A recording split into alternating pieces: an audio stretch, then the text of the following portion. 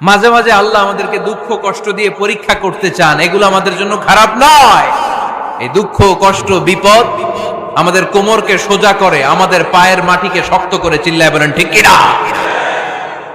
প্রতিকূল পরিবেশে কিভাবে বাঁচতে হয় এই দুঃখ কষ্ট আমাদেরকে শিখায়। এজন্য মুমিন বান্দার বৈশিষ্ট্য হচ্ছে দুঃখ কষ্ট বেদনা জ্বালা এগুলোতে সে আপসেট হয় না, সে হাল ছেড়ে দেয় না, সে ভরসা রাখে একজনের উপর। চিল্লায় বলতে হবে তিনি কে?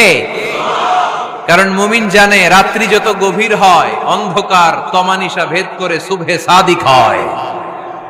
মুমিন জানে গর্ভবতী নারীর পেটের ব্যথা যেই দিন বাড়তে থাকে ওই দিনই নতুন মেহমান আগমনের সময় ঘনাতে থাকে।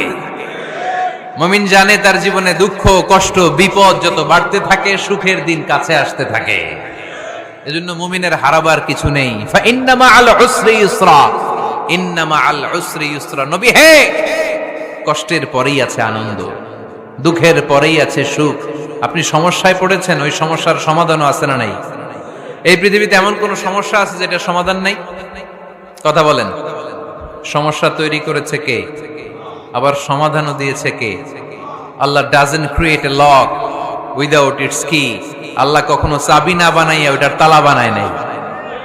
কথা কন। তালাও যেহেতু আছে ওই তালার চাবিও বানিয়েছে কে?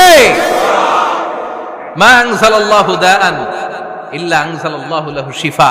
আল্লাহ দুনিয়ায় এমন কোন রোগ পাঠায় নাই যেই রোগের ঔষধ বানায় নাই, এমন কোন রোগ নাজিল করে নাই যেই রোগের কোন চিকিৎসা বানায় নাই, হয়তো সেটা আবিষ্কার হয় নাই।